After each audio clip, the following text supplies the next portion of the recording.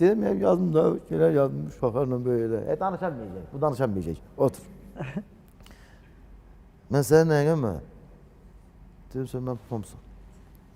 Hay? Abi onda o zəhim, o udar demirəm, o dananı qoydu, dana dilini çıxardı yıxılırdı yerə.